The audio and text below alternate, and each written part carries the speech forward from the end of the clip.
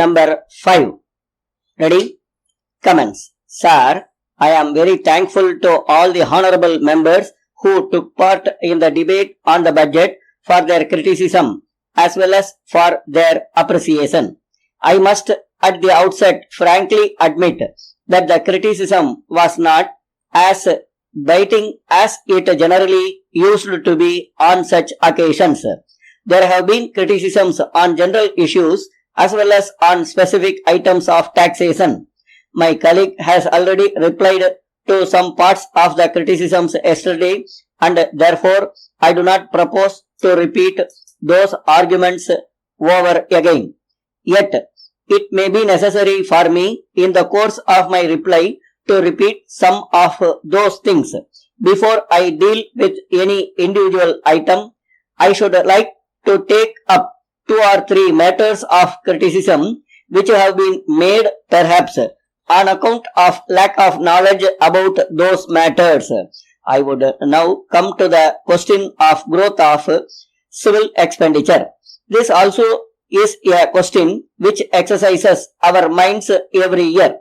I have explained at great length last year what this civil expenditure meant. If it is properly analyzed, it will be seen that the rise in civil expenditure does not mean rise in the expenditure only on administrative services.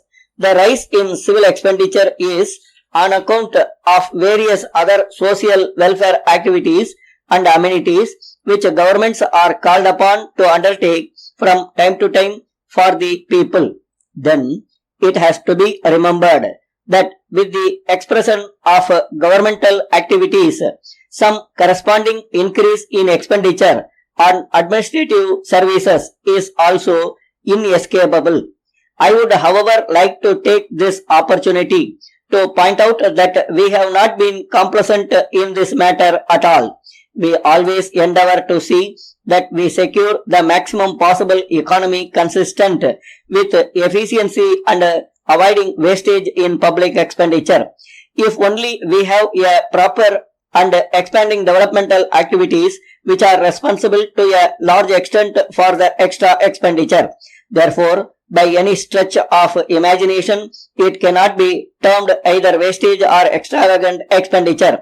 But I would certainly admit there is always scope for curtailing expenditure, and we are trying all the while we see that we do it.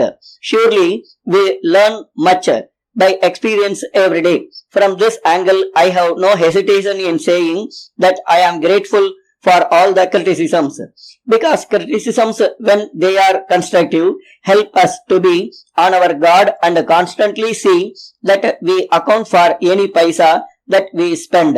The question of deficit financing has been harassing us. I cannot say that it is indulged in with any flair and indulging in it, but in an underdeveloped economy, it becomes inevitable. The only thing we should guard against is that it does not result in inflation. My own assessment is that it has contributed very little to inflation in this country. The prices of articles have risen not because there is deficit financing, but because the agricultural prices have risen. No doubt, there are many reasons that have contributed to inflation. So, one cannot blame deficit financing alone for that. While there is a rise in prices of articles, there is constant demand for rise in wages for employees in all walks of life. Organizations also press for more prices for certain agricultural produces. All these factors have got to be carefully analyzed and proper remedies found.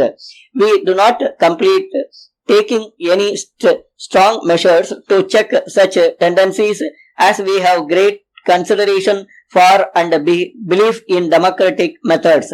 We honestly believe that in course of time, all of us will realize the imperative need to cooperate with each other to arrest the growing increase in prices. That is the best and also dependable way of controlling the prices. I should like to refer to the question of land reforms. It was pointed out that land reforms are not progressing as fast as they should. Ever since we took over, we have been taking steps to usher in land reforms for the benefit of the poor ryots who are engaged in tilling the soil and producing the food grains needed for the vast multitude of people of this country. Some impatience on the part of the opposition members is necessary to some extent so that we do not become complacent. But if we become unduly impatient, we may even destroy the whole progress of land reform and we will not derive the benefit from them. Nevertheless, I assure the members that the remaining part of land reforms that we have set before ourselves will be implemented within a period of 2 or 3 years.